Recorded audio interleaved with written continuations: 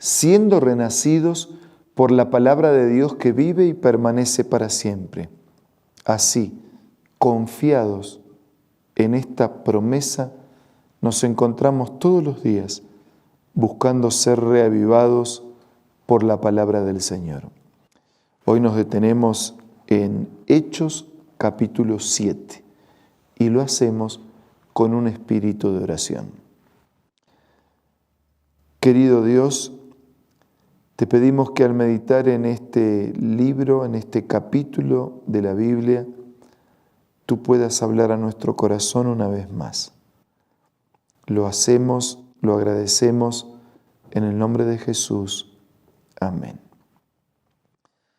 El capítulo 6 de Hechos termina con un Esteban, uno de los 7 diáconos elegidos por la iglesia, presentado delante del consejo y injustamente acusado.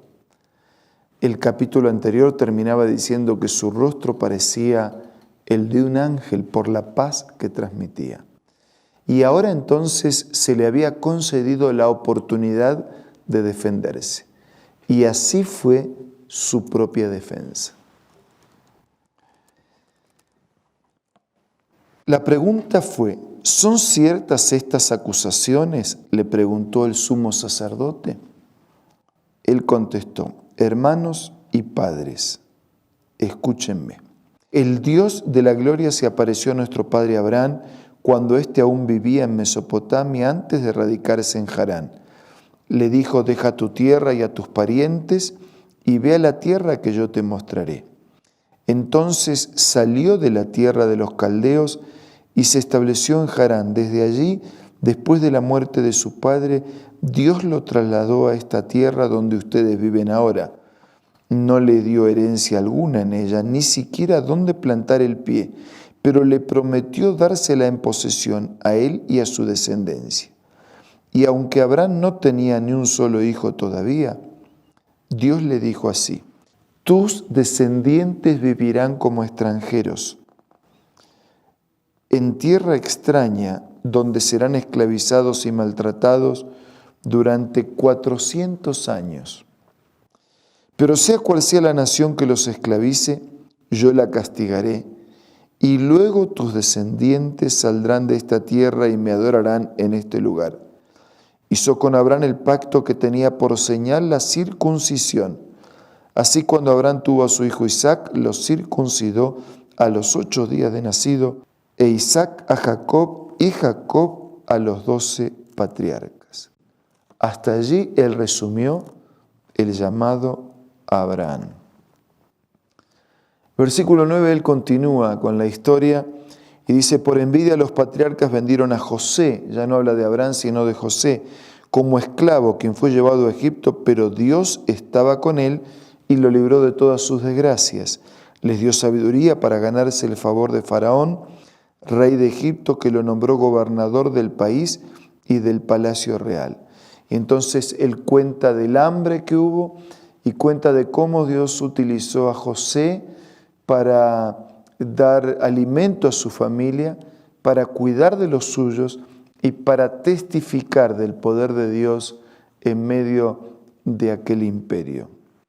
Desde versículo 20 en adelante, él ahora habla de Moisés. Y dice, en aquel tiempo nació Moisés, fue agradable a los ojos de Dios. Por 3 meses se crió en la casa de su padre, y al quedar abandonado, la hija del faraón lo adoptó y lo crió como su propio hijo. Así Moisés fue instruido en toda la sabiduría de los egipcios y era poderoso en palabra y en obra.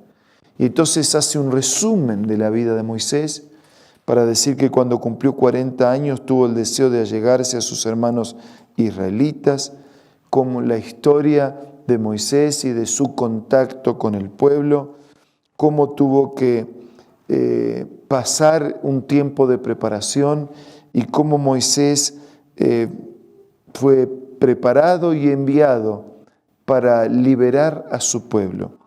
Dice el versículo 32 que Dios se le apareció a Moisés, yo soy el Dios de tus antepasados, el Dios de Abraham, de Isaac, de Jacob.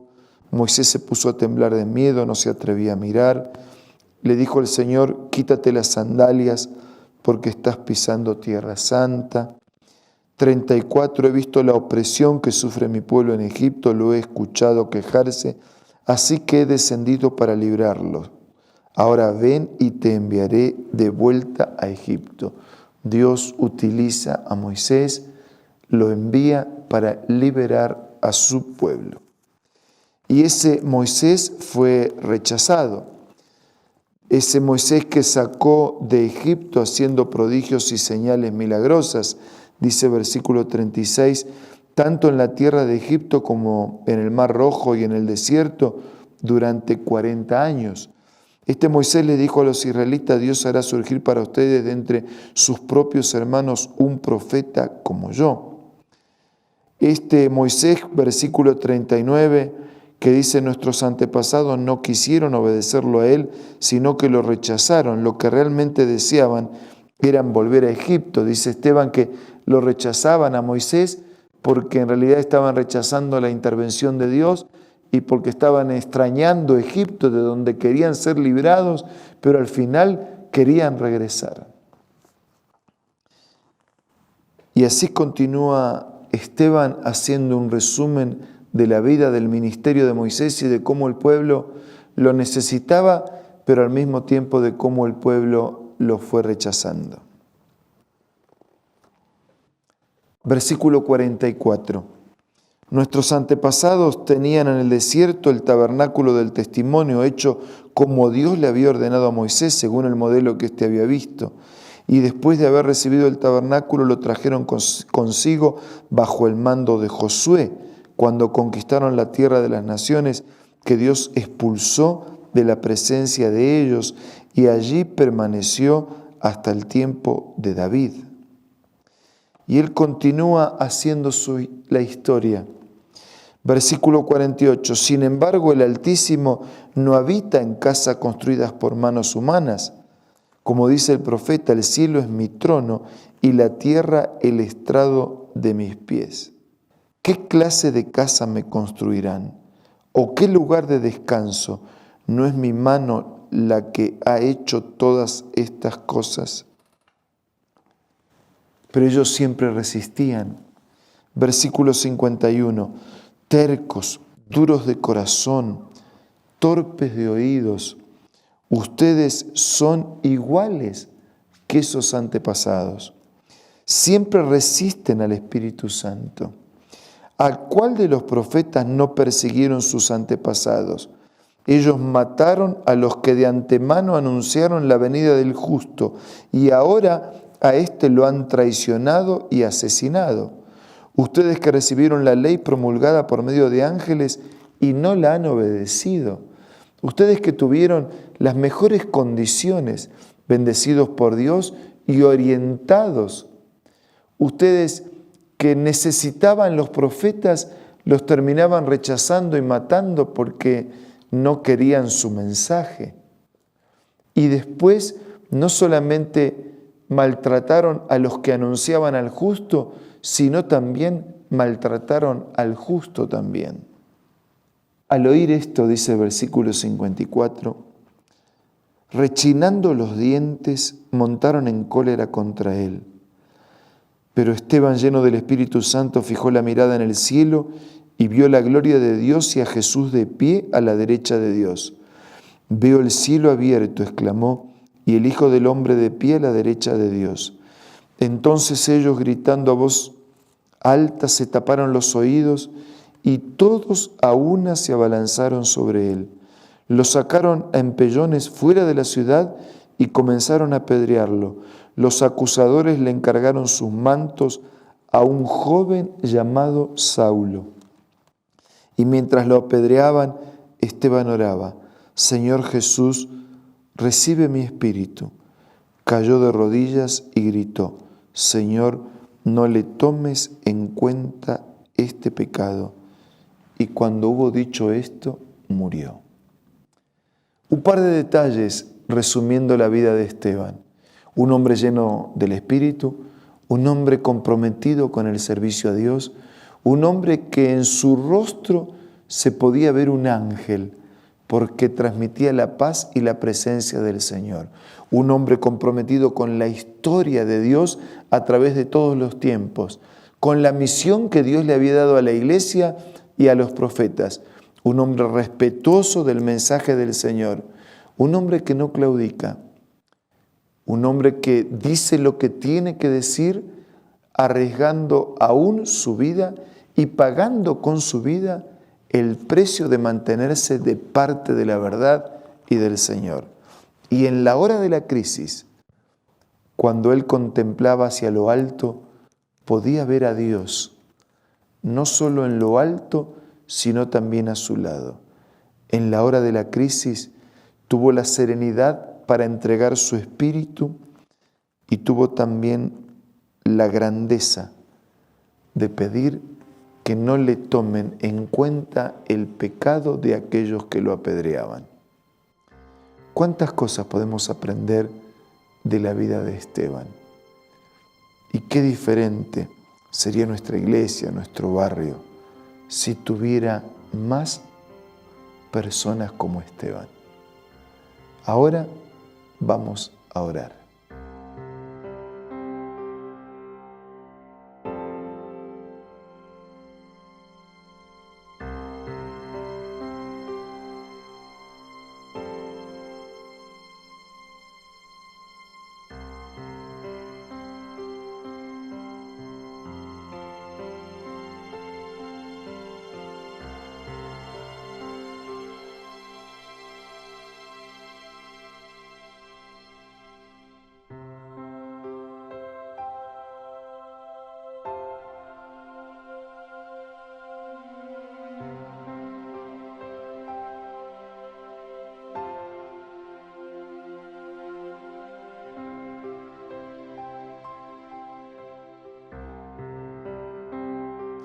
Señor, te agradecemos por la inspiración de la vida de Esteban y te pedimos que a nosotros también nos llenes con tu Espíritu para ser fieles, para ser servidores, serviciales, para ser comprometidos con tu palabra, con tu verdad, para permanecer siempre de tu lado y de parte de tu palabra. Bendice a todos nuestros amigos y danos hoy una experiencia feliz y victoriosa. Te pido y te agradezco todo en el nombre de Jesús. Amén.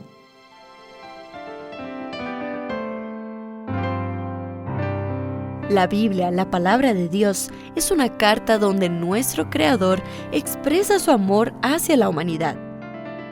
Es una recopilación de textos que en un principio eran documentos separados, escritos por varias personas, todas ellas inspiradas por Dios. Primero en hebreo, arameo y griego durante un periodo muy dilatado y después reunidos para formar la Biblia cristiana. Está dividida en dos grandes secciones, el Antiguo Testamento con 39 libros y el Nuevo Testamento con 27. En la Biblia se desarrolla la historia de la salvación de Dios al hombre. En toda ella hay una línea conectora que une todo, Jesucristo. Busca también en tu App Store o Play Store y encontrarás varias opciones. No olvides descargar también el aplicativo Reavivados por su palabra y sigue la secuencia de su lectura. La Biblia es la palabra de Dios. Muchas gracias por la compañía de hoy. Nos reencontramos mañana para seguir siendo reavivados por la palabra del Señor.